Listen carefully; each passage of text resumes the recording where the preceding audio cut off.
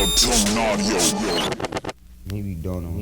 This time, this time, this time, this time, this time to build, this time to build, this time to build, this time to build, this time to build, this time to build, this time power, this time to build power, this time to build power, this time to build power.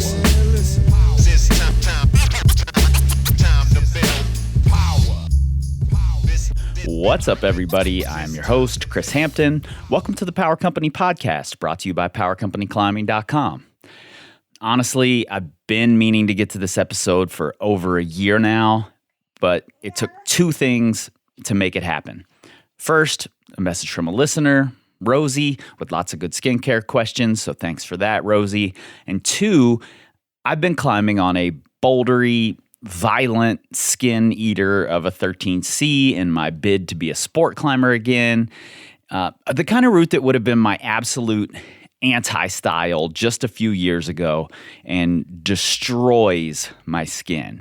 But using some of the products and ideas we discuss in this episode, as well as all sorts of proven and unproven finger care techniques, both my skin and my tendons are doing quite well. And at 48, climbing on this thing in particular, that feels like a big win. So, my guest today is Justin Brown, owner of Rhino Skin Solutions. And Rhino is, if you're unfamiliar, just simply the best and most complete system of skincare for climbers on the entire planet. Let's just go ahead and say in the universe. We sat down at my house a couple of summers ago to talk skincare tips and myths. But first, we do a quick run through of his line of products and how to best use them. And also, one more thing here. I'm trying something new in this episode. To be honest, I'm bored to death of the straight up interview podcast. No shade at people doing those. I'm just bored to death of doing them because I've done a lot of them at this point. And I believe that particularly when it's something educational like this one, that it needs more than just a conversation in order to really be valuable. So I'm adding some annotations here and there throughout the episode to further clarify or expand on something that we mention. It helps me learn a little more, and I suspect that it might help you as well. So hit me up on social media or email or somewhere and let me know what you think or how we can make this type of format better. All right, let's get into it. It's time to build. Dude, it's been like 100 years or something since we last recorded, and we were just talking about how we were both like baby business people at the time, and has been a while. Things have grown. We're both gray around the face and the temples. That's true. We're sitting in a house now instead of a camper in Waco tanks. Yep. Yeah. What happened? The grown-up life. Don't do it. Rhino has grown a lot. Yeah. Lots of athletes all over the world. Products, new products, things are blowing up. Yeah, it's wild. Very cool to see. Congratulations. Thank you. I'm excited for it. Likewise. I knew immediately when I used it that it was a game-changing product. So I'm glad other people have caught on. You know, yeah. I like to be the one with the secret, but the secret's out. So. Secret's out. Not with everybody, though. You'd be surprised how many people are like... That's always a funny thing, though, right? Mm-hmm. Like, you think, oh, I've reached market saturation. Everyone who wants to buy this has bought it. Yep. You know? But then you talk to somebody and they're like, what's Rhino? I went into a climbing gym just last week. Truckie's newest gym, high altitude climbing and fitness. They don't sponsor me. It's just a really good looking gym. But the lady was like, I was talking to the gal who manages it, and she's like, it's what? I was like, it's Rhino. It's, for your hands and antiperspirants, and went through the whole spiel. Never heard of it. Like, wow. All right. So we got a long way to go, but yeah, it's been fun growing so far. Yeah, same with me. Like I look at, I look at podcast numbers and I'm like, okay, well, every climber listens to this now, Yeah. and then inevitably at festivals or wherever we are, if I go to gyms, half the people there are like, oh, you have a podcast? What's it called? I'll look it up. Yeah, I love it. But if you think back to like 3 years ago, it was like 10% of people knew. Right. I don't know what the number was for you, but Yeah. it was, you go to the International Climber Fest and people be like, oh, what's this? And maybe 10% would be like, oh yeah, Rhino, I love that stuff. Mm-hmm. I got a free bottle 2 years ago. Yep. It's like, yeah, now it's, probably on the same trajectory, 50-50. Yeah, that's cool. But it's all like your business in particular is all rooted around this problem that's never going to go away. Yeah. We're always going to want our skin to be doing something different than it is when we fall off of a rock climb. Yeah. Which is going to be every single day we go rock climbing. Every time climber falls and looks at the hands and goes, why did you fail me, hands? Yeah, every single time I fall off the wall, I'm staring at my tips. It's your fault. It's your fault. Fingers 1 through 9. So it started out with just repair. You had performance super early, if not in the beginning, right? Yeah, performance was number 1. Oh, was it? Yeah. Okay. Kinda. It was the first product idea we made, but we didn't sell this, but it was 2 different products that were already available that we put together that formed the idea of what is performance. Got it. Let's, for people who may not know, for the 50% out there who may still not know what Rhino is, let's go through kind of your basic line of products. Okay. So our flagship is Rhino Repair. And it's my favorite, by the way. It's a cream. It makes you smell good. Thank you. And it's got salicylic acid in it, so it helps your skin turnover. And it's got a bunch of essential oils that help reduce bacterial load on your hands. And it's got like magnesium for connective tissue help. Okay, so there's lots of good ingredients in there, but there's one in particular I'd like to point out as the hero. And many of the women listening already know about salicylic acid because it's one of the gold standard ingredients for skincare products. Not that none of you dudes care about your skin, but women just do a much better job of it. And particularly for treating problem skin, salicylic acid is the go-to. And that's because it does a couple of things extremely well.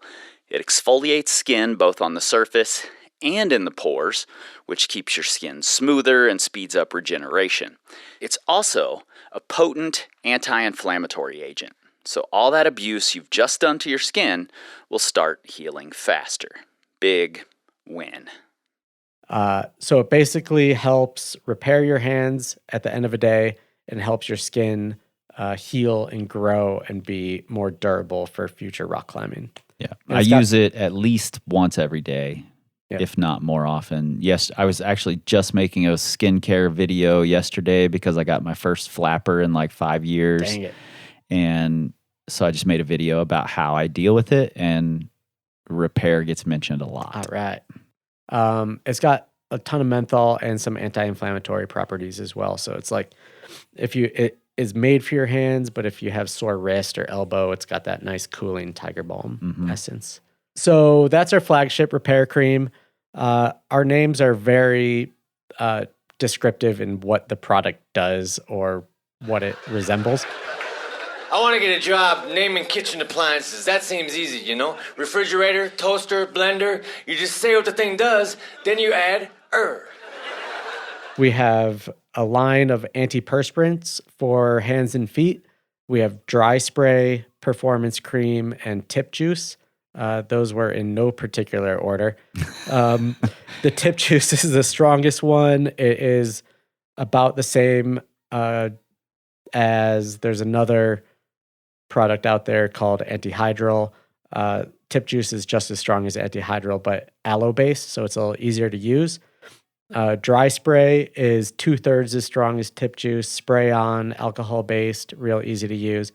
And then my favorite of them is Performance, and it's 1/3 as strong as Tip Juice, and it's made for like multiple days of use, especially if you're on a road trip. You can just keep your hands nice and tough. Yep. On the opposite end of that, we have a product called Spit, which is a hydrating spray. You were just saying how you like Spit for these high altitude dry crags. Yeah, it's something I never heard anyone talking about. That's not true. I heard one or two people who were like, I have to wet my hands before I climb. Yeah. And I thought that was the oddest thing I'd ever heard of. But now that I live in a really dry climate, one of the hardest boulders I've ever done last spring, I was using Rhino Spit and or water on my hands every single attempt. Yeah, it's a weird little niche that I think was overlooked before we made the product. My wife has really dry hands, and she had trouble clipping draws on climbs because if she was just holding on one hand, she didn't know if her skin was gonna be grippy enough. Sometimes she'd be mid-clip and just blow off the hold because her hands would be glassy. Yeah. And I always was like, whatever, that is not a thing. She just climbed for years like that with no one believing her. Yeah, we called her A-Bomb because she would just like atom bomb off stuff or Andy bomb off stuff.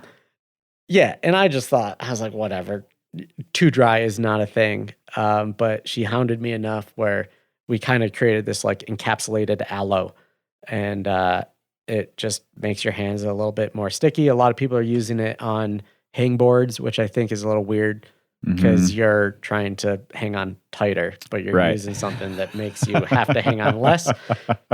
But it's all performance, right? So you get to do better on the hangboard. Yeah, if hangboarding is your goal, then spit by all away. means. Yeah. And we named it Spit because if the product didn't exist, you'd have to spit on your hands mid rock climb. Yeah. And then my favorite product is Massage Cream, and it's basically like a curry that you put on your body. It's got cumin. No, it doesn't. I don't know why I said that. I do like cumin. I do like cumin a lot. I don't rub it on myself, I but might I like start putting cumin. it in there. It's got turmeric and black pepper and capsaicin and ginger, arnica, helichrysum flower, chamomile, and it's warming and anti-inflammatory, and it gets the blood flowing to the area. Mm-hmm. And I love it. If I have like a sore shoulder, You picked a bad body part to try to... sore knee. If my knee hurts, I can just put it on there and it gets all warmy, and it'll start itching. And if you're forgetful like I am, you'll be like, man, why does my knee itch? But yeah, the thing's working. What else do we have? We have a split stick, and that's obviously if you get a split on your hand or a flapper. And it's got dragon's blood in there, which helps with like granulation of wounds and helps the healing process. Dragon's blood. No, not that kind of dragon. I know this is going to disappoint a lot of you, but Harry Potter's not real. Dragon's blood is a red resin from the dragon's blood tree, which are those strange, almost Dr. Seuss-like umbrella-shaped trees. When you Google them, you're going to say, oh yeah, I've seen those. Anyway, at this point, several clinical trials have shown not only the antibacterial and anti-inflammatory properties of dragon's blood, but have also shown that it can significantly speed up healing in wounds, like splits, which means more climbing. Still super important to wash your hands, which brings us to our newest product. We just came out with a soap. Nice.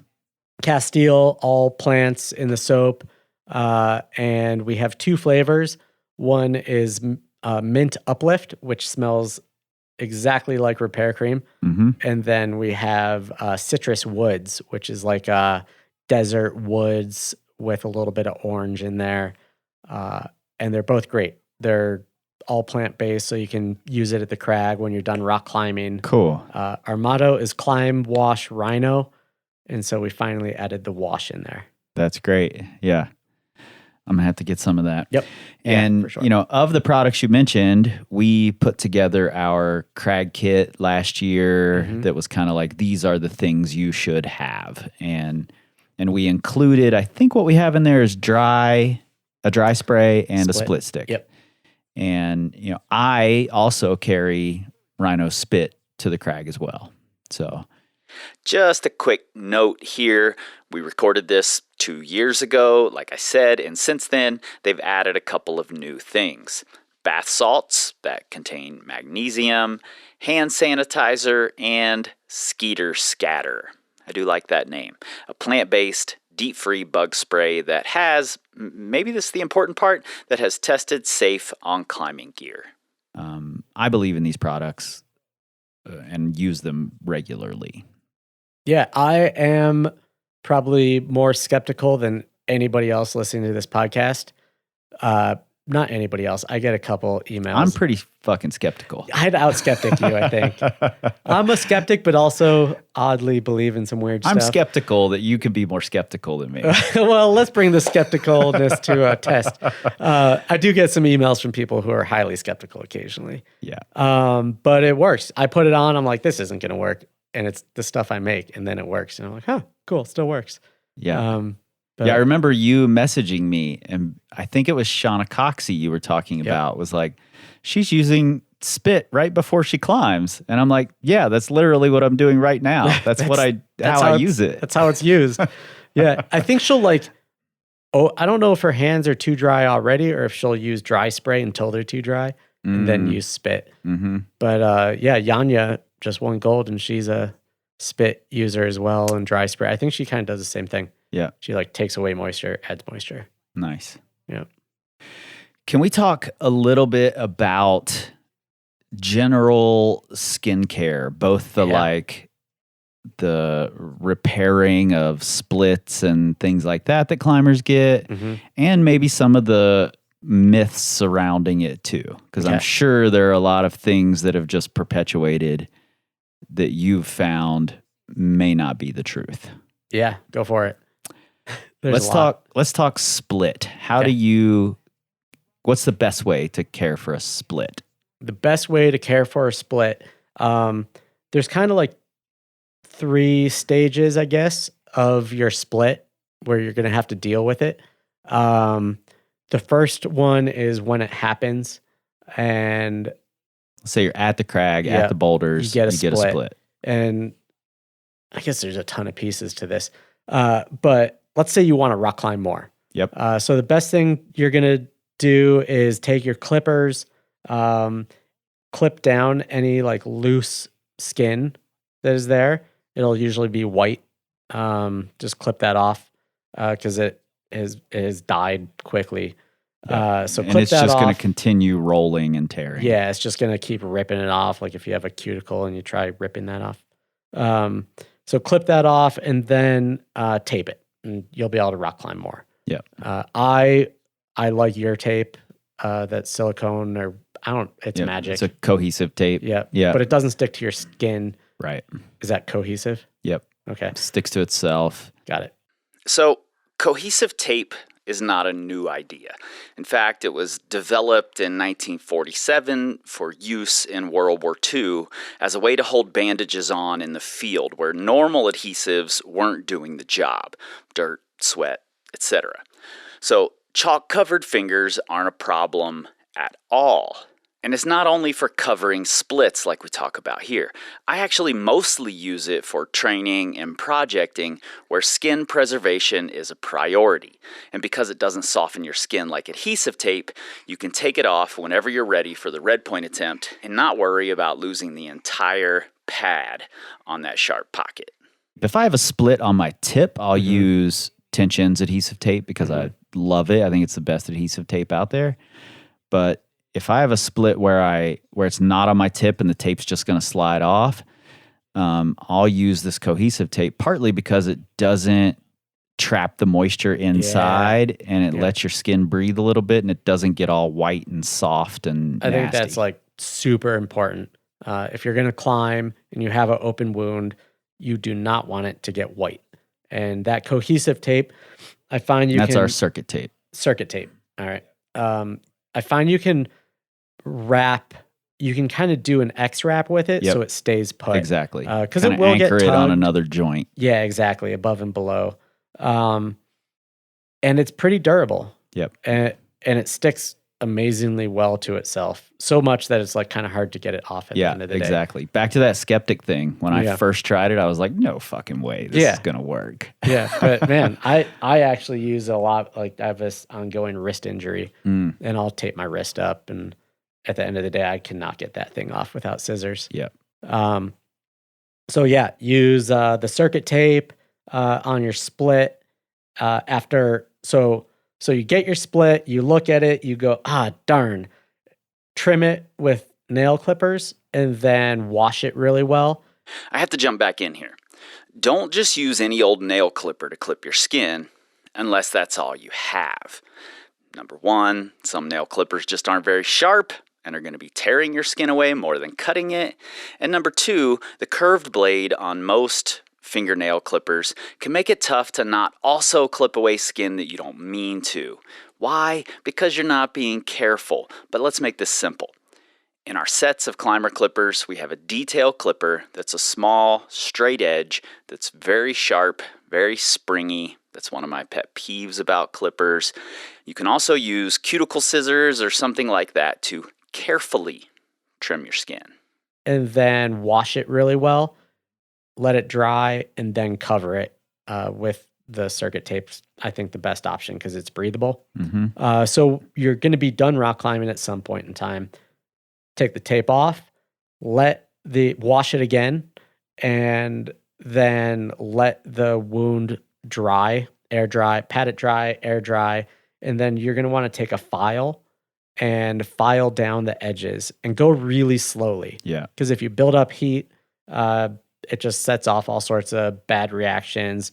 The skin's going to want to grow back faster, and that's going to create a spot that's going to split again. So file real slowly and just file it kind of until you can't stand it anymore. The lower, the better. Yep. And then you're going to have this nice open wound that you can wash again, just get it super clean, and then let it dry. And if you have a stick, some people use sticks for it to keep your fingers straight. I don't think that's particularly necessary. Yeah, that's one of the myths I'm curious about, if it actually helps or not. Your skin does have memory. Mm-hmm. So, like, if you were to, this is terrible. If you were to take a knife and you were to cut all the skin off of your finger, it would probably grow back with the same lines. I don't know if there's been any We're not going to studies. test that. Yeah, this is an N of 0. But let's just take it less seriously, and let's just say you like file down your finger, all the skin to a normal level. It's going to grow back with the same lines. So the stick may help to like have the skin grow in the open wound nice and flat, but I think it's just going to grow back how it was no matter what you do. Right. But the more important thing is, this is just speculation really.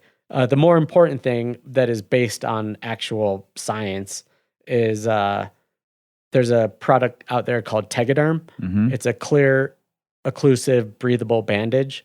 Cover it with that, because that will let the wound breathe, and it's not going to turn white under a bandage, and it'll keep all the dirt out, and it kind of just creates the perfect humidity to make that thing heal. Got it. Do you put any product in a split? Do you put like split stick or repair or any of that before you Tegaderm? If Tegaderm is going on, you don't put anything in there. Got it. If you're like at the crag and you split and you're done rock climbing for the day and you don't have any Tegaderm yet, that's a great time to use split. Okay. Or if you're doing something where you have to use your fingers a lot, that Tegaderm isn't necessarily going to stay put. It might bunch up. That's a good time to use split and some tape as well. Got it. But Tegaderm alone on a clean wound is the best thing you're going to use. I think a lot of what you just said is kind of, if we can use some common sense with all the other, splits, flappers, whatever, I think a lot of that beta applies, right? Like we want to trim it. We want to get the edges of it sort of filed down, beveled a little if possible. And then, decide on which product makes the most sense. The Tegaderm beta, I think, is that's going to be amazing. a new thing for a lot of people. Yeah, we're working on getting our own like specific Cool. Tegaderm. But that stuff takes a while. Don't hold your breath. Yeah, absolutely. The split stick, I also just got the largest flapper I have gotten in a long time at the gym. It was just these like sinker pockets on a roof. Yeah. And I was like kind of slipped. I was like, oh, that was weird. And I came down, giant flapper. I used the split stick. I taped it up for rock climbing and then took the tape off, used split stick. And it was really weepy. And then I put this split on it. And I think it helped the tea tree oil and the dragon's blood, it seemed like it helped dry it out and help that granulation process. But then it kind of got too dry. But I Tegadermed it and it was good. Got it. Yeah. Cool. What about things like doing dishes? It's okay. How do you feel about this? I can't touch water. Strange myth of rock climbers. I think it's a great excuse, and continue to use it. But I think it's a complete.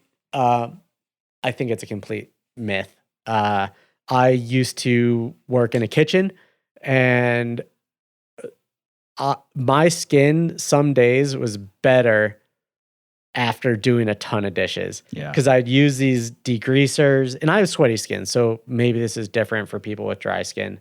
But I would, be doing dishes with degreasers, and the next day my hands felt so solid. They dried off because it was 12 hours or whatever, but they were like dry, they were rough, they felt like leather gloves, and I would go rock climbing and be just fine. I think if you're going to do dishes and then go rock climbing within the hour, right, you might have a problem. Right. We tried doing if you're doing dishes at the crag before your red point attempt. Exactly. Yeah. If you're at Indian Creek and you just made some hot ramen and I don't know, and you were doing those dishes, which you're not going to do. You're just going to wash your bowl out with sand. But for some reason, if you're trying to be clean at Indian Creek, right next to the crag, don't go rock climbing. That was weird, unreasonable tangent. But we tried to do a study. You might remember this. We tried to send out some questionnaires to people and about washing their hands and sitting in the hot tub and how long. We have these little skin humidity testers. Yeah. And so we kind of sent them to some people and some people bought them. And we wanted people to sit in the hot tub or do dishes and then test their hands like every 10 minutes until their skin went back to its original state. Most people just gave us bullshit answers because they wanted the end discount that we were giving to everybody or product or whatever. But it seemed like about an hour after you're done washing dishes, your hands are basically back to normal. Got it. Yeah. Yeah, and in fact, I would say the times that I've been talked into, and I remember this one time specifically, I was in a cabin in the Red River Gorge.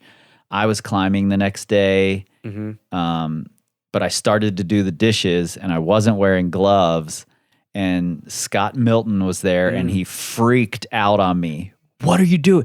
I'm resting tomorrow. I'll wash. You can't wash dishes if you're climbing tomorrow. So did you make Scott Milton do the dishes? So Scott did the dishes with his gloves on. Good flex. And in the times that I've done dishes with gloves on, my hands come out softer and wetter than when I do dishes without gloves on. Yeah, you're just in this humid, weird environment. Yeah. I think climbers used to value really big calluses. Yeah. And I just don't think that is the way anymore. I tend to think it wasn't the way back then, but it was just what people did. Because calluses rip off, they're a weak link in the skin chain, and they're not flexible, and they're glassy. There's like tons of reasons why you don't want them. What you want is durable, flexible, healthy skin. And part of that is being clean. Yeah. Well, I think, let's go into the calluses a little bit because I hear this a lot, especially from new climbers. I lost my calluses. I need to build my calluses back up. Is there like a level of callus that is beneficial versus now it's too much, it's probably going to rip off? Like, does it have to do with the thickness or how hard it is? I never thought about this analogy before, but if you think about what a climbing shoe is, it's this super durable, flexible material that you push. It's not sticky in itself, but the reason it's sticky is because it conforms extremely well to the micro features on the rock. And that's kind of what you want your skin to do. Right. I love this climbing shoe analogy. And it reminds me that there's no best skin condition for all terrain, just as there's no best shoe for all terrain. Thicker pads will mean less sensitivity. Thinner pads will mean less durability. So for sharp holds or working out moves while slapping and sliding on slopers with no discernible sweet spots, thicker pads might be advantageous. But if you need to feel the subtlety and nuance of a hold, maybe not. How to deal with that, I'm not quite sure yet, but just a thought. And so there probably is a thickness / humidity that you want. I don't know what the thickness would be, but depending on rock type, you want to be somewhere between like 25 and 35% humidity in your skin. That seems to be the place. When people have like 15, they're going to get glassy. I think in the red, if you have like 45, you'll probably survive. Yeah.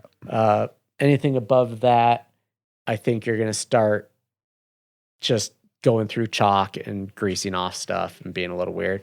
At the end of a day of rock climbing, measure your skin and it'll be like 99% because it's trying to heal. And we need that moisture in order to heal. Yep. Yeah, exactly. And that's kind of what repair cream does, puts that in there. Yeah, I think that's another one of those like myths that I hear a lot of climbers perpetuate is that, they need their hands to be dry all the time. Like I'm going to just keep spraying dry on my hands. And even if it's super dry when I'm about to go to bed, that's good because that means it'll be dry tomorrow too. You know? Dry will not work if your hands are not sweating. So it's kind of like, it's not self-regulating, but the methenamine in dry, it needs your sweat in order to work. Because your sweat is slightly acidic and it takes methenamine and it breaks it in two.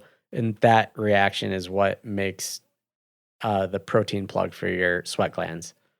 And so there's no point. If your hands are already dry, just wait till you feel that little bit of sweat coming back. And then you can start up again. I had no idea that that's how it worked. Yep. That's really cool. It's not like, like aluminum antiperspirants are a physical plug coming from the antiperspirant that goes in. So the more you apply, the more that the bigger plug it's going to be and the more antiperspirant you're going to get. But yeah, the methenamine kind of has to do with your skin humidity. Oh, very cool. Is there, or have you ever looked into when there are those sorts of, this methenamine creates a plug, does chalk then act differently with that plug?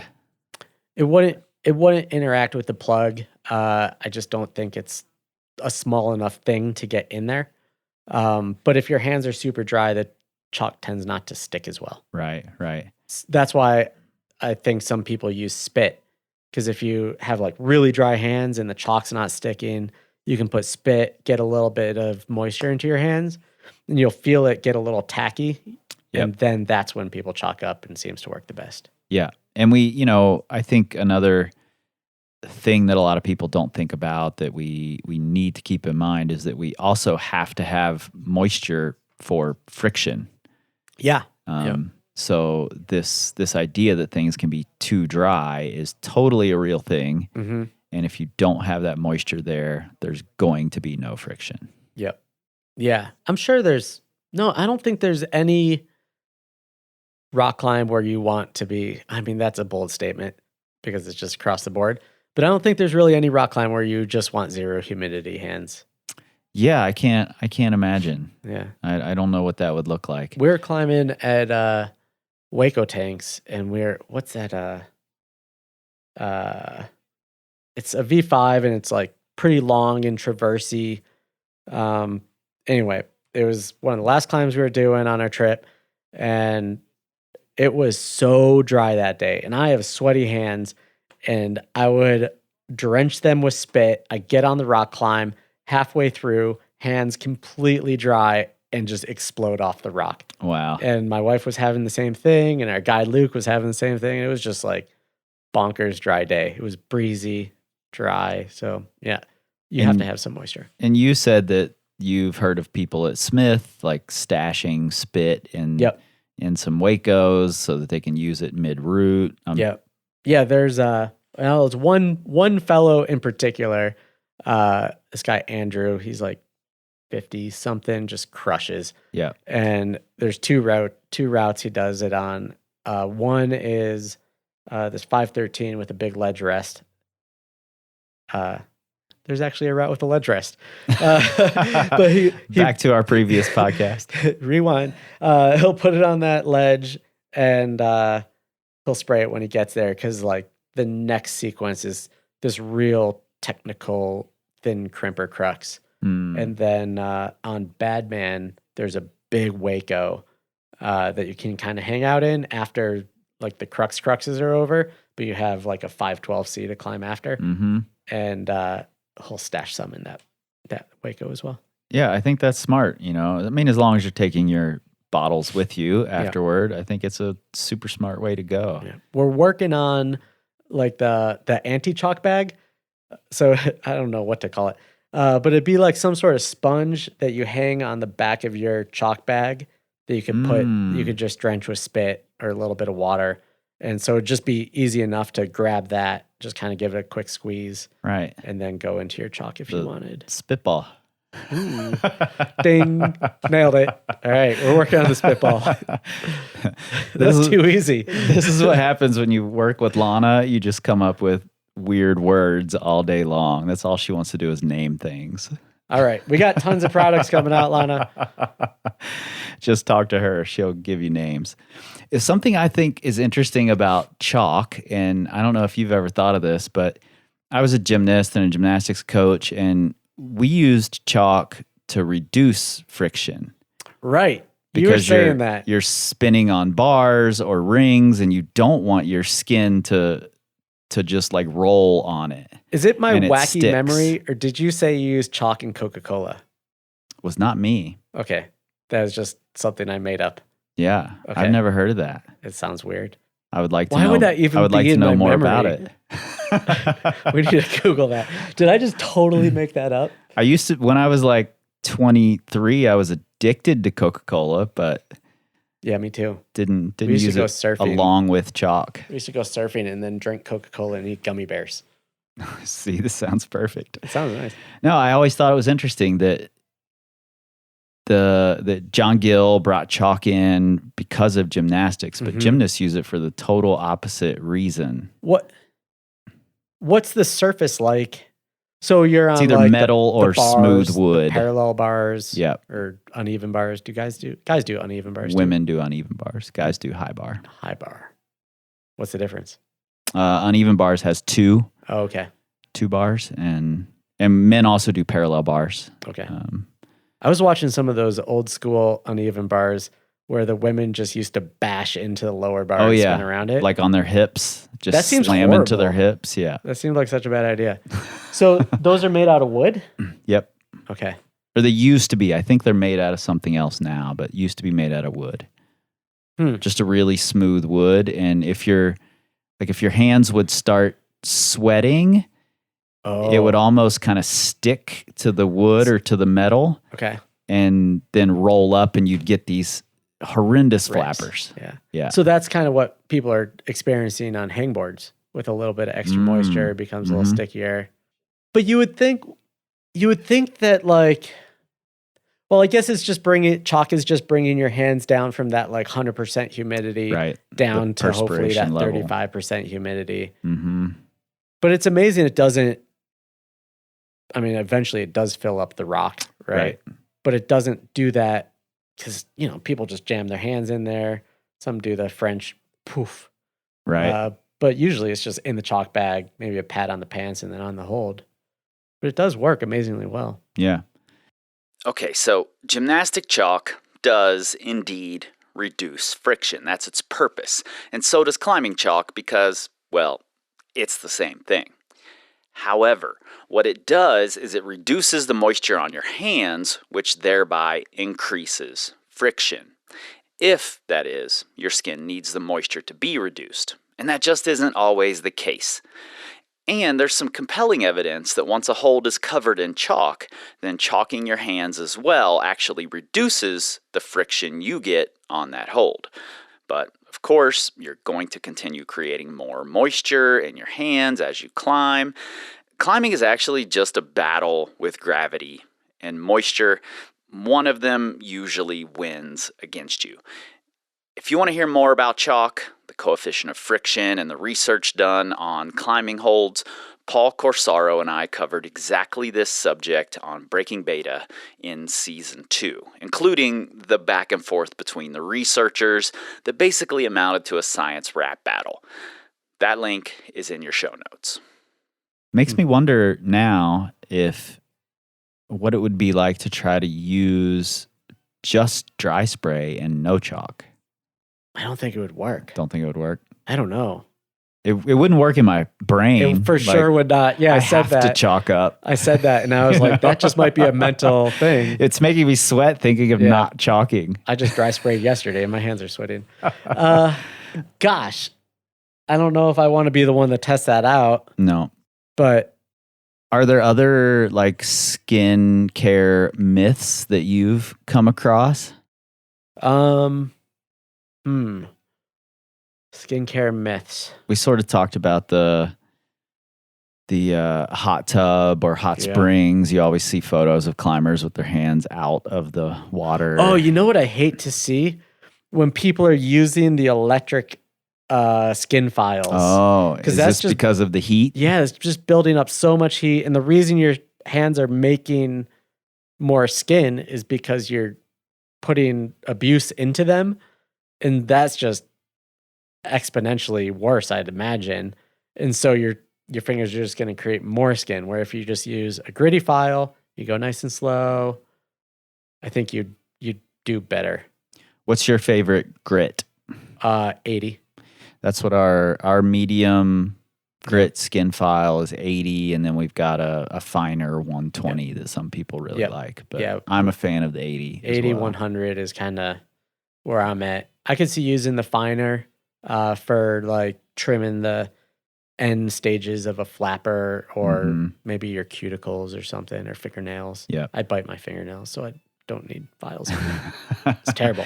I always chastise my wife in the evenings when she's filing her skin because she just doesn't look at it and just goes really fast. Oh, yeah. And I'm like, what are you doing? Yeah. Every single night. It's not even fun to file your skin fast. Well, not for me. Same.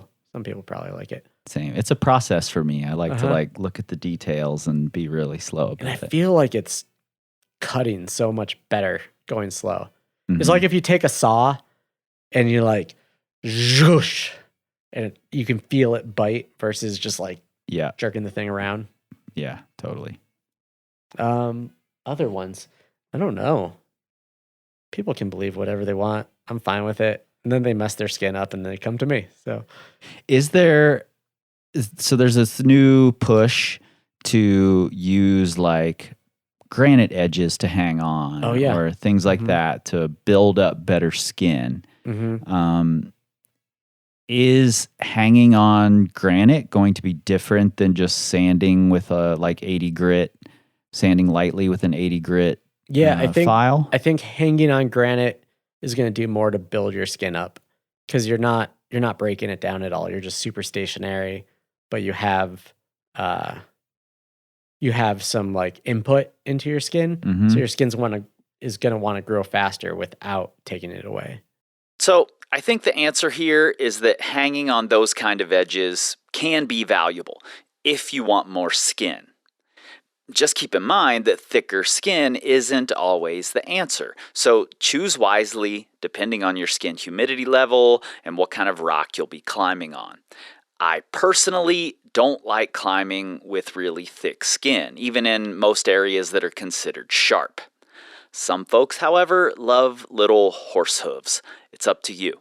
If you love the idea of growing more skin, then maybe check out the Skin Farmers made by Petra Holtz. Those look like the right idea to me. One thing I'm always getting messages about that I don't know how to answer, and it happens to me, seems like once a year. I can never tell if it's like going from a really humid area to a dry area or what the hell is happening. But there's this sensation of like all of your skin just sloughing off. Like your hands are just peeling and all the skin is being replaced. What the hell is happening? It's basically a skin avalanche, I think is the best way to look at it. Because it's inconsistency of layers in your skin. According to the National Park Service, avalanches are most likely when we see storms starting with low temperatures and dry snow, followed by rising temperatures and wetter snow. And this essentially creates a weak layer in the snowpack. And when there's a trigger of some sort, that weak layer sloughs off and takes everything above it with it. Much like your skin when you're switching between gym and outdoors with a gap in between, or dry and humid areas, or whenever that horrible skin avalanche happens. So we have Rhino products, and the way they work is to create like a consistent linear progress in whatever skin humidity you need. And so if you think about like you train to go on a road trip or train to send a project, you're putting a lot of abuse into your hands. And so when you put more, when you're like grabbing more holds and more abuse into your skin's going to grow faster, become thicker. And as it gets thicker, the top will be drier and down low will be more humid. Right. And you want that gradient. You want that gradient to be consistent. And your body will do it on its own, or you can give it specific help with different products. But then let's say you put all that training in, you send your project and you're like, yes. And you go eat pizza and you drink beer and you don't climb for a few days. And then you're like, I should get training again. And then you kind of you're in that like dip, right? And so then you start training again. But you had where you were climbing every day or 5 days a week, and then maybe you climb 3 days a week or 2 days a week, your skin's going to kind of go upside down. You're going to have an upside down skin pack. And so when it goes upside down, that bottom layer skin isn't going to be created with the same amount of input that the top layer skin was having. And so when that layer of skin on the bottom that wasn't privy to all of that climbing gets kind of close to the top, it's just going to come off. And right here, we have another reason why climbing more is better than just hanging on wood. Grabbing stone while warming up, while climbing on easier things, even junk miles, you're keeping your skin in better shape. And to be honest, I'm just going to take every opportunity to do more junk miles, because what most of the coaches and trainers out there are calling junk miles actually makes you better at climbing. It's just going to come off. And it's going to come off as a whole sheet in strips or whatever.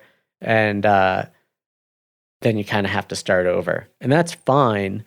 But I think if you want to prevent that, the best way to do it is just file your skin. So even the days when you're not climbing, or, you're not climbing for a couple of weeks or whatever. Yeah, just file it. Just have that be part of your routine. And, it's easy enough to do. You keep that input going. Your body thinks it's still rock climbing. Skin generation keeps going. But it's also, it might be scary because you might have changed something. There's a couple people historically that have like started using Rhino products and they get that slim skin slough, and it's kind of similar because they have that differential part of their skin where Right. they had one type of skin, they create a new type of skin came off. And they're like, my skin's coming off. It's your fault. yeah. You sold me this. Yeah, exactly. Calm down. It is our fault. Our products work.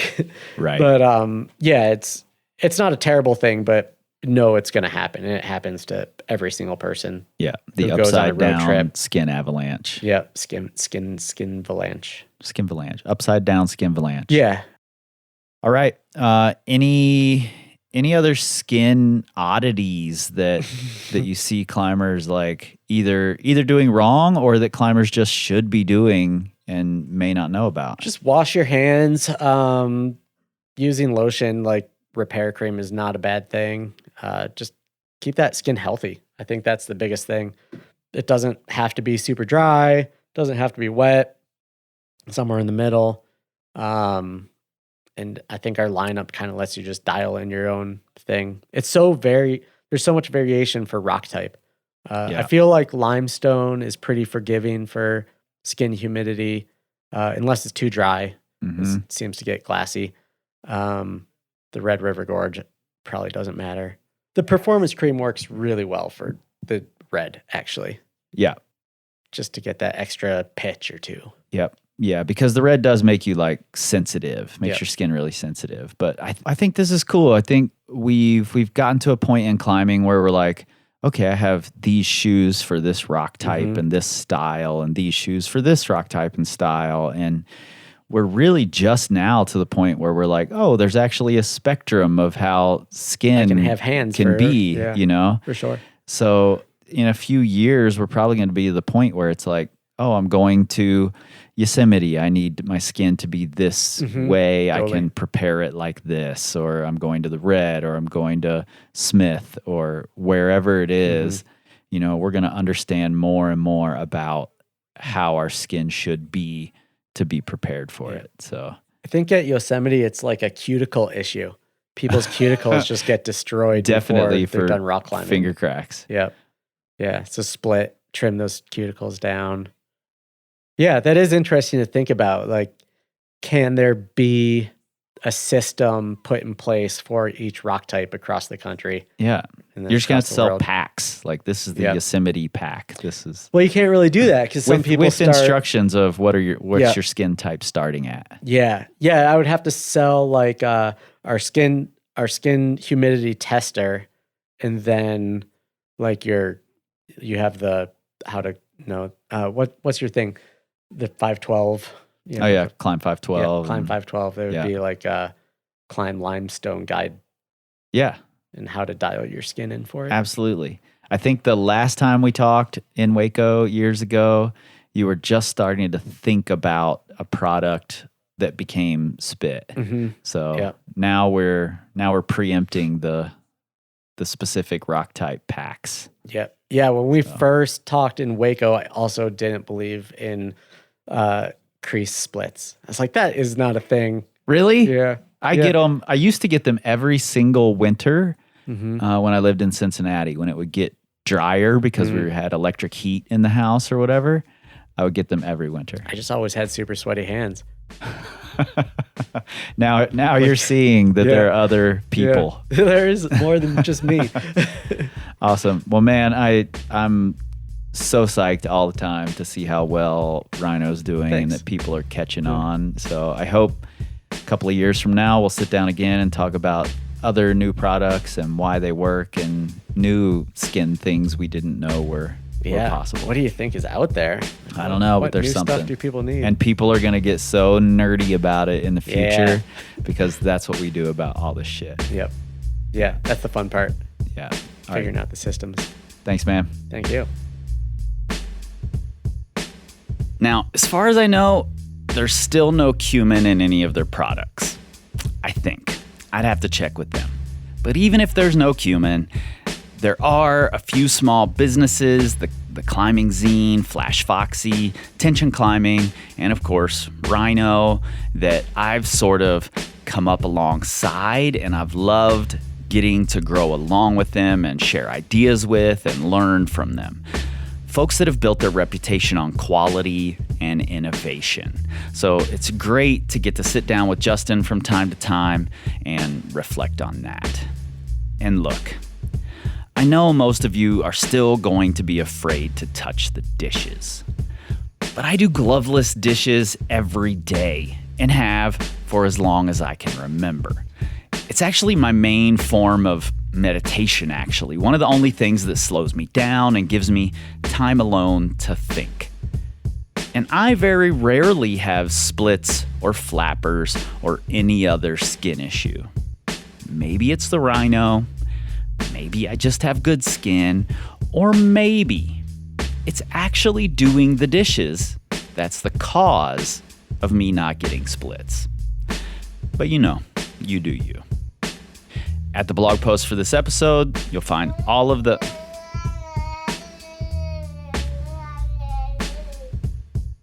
Obviously, Harper does not want me to finish this episode, but at that blog post, you will find all of the links to get the Rhino Skin Solution products and to follow them on the socials. And you should be using their products. Game changer, just like I thought from day one. The Power Company Podcast is brought to you by Power Company Climbing.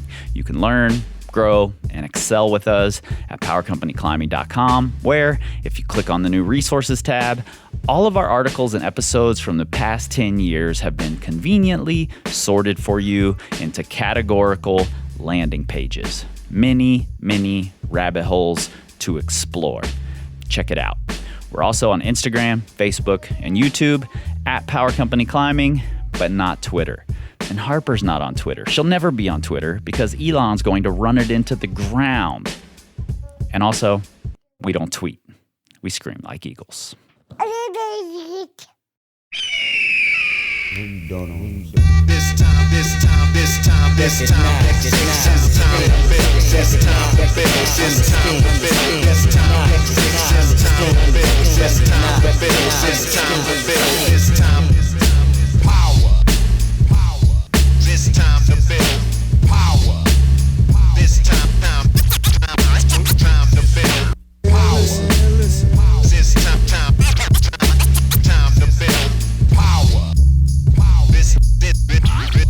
This time to build power. This time to build power. This time to build. This time to build. This time to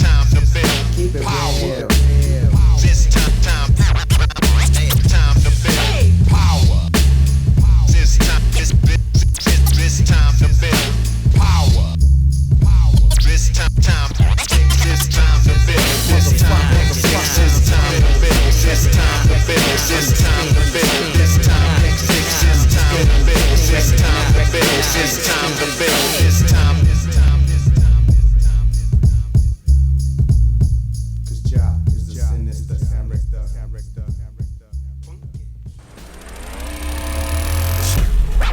Structure audio.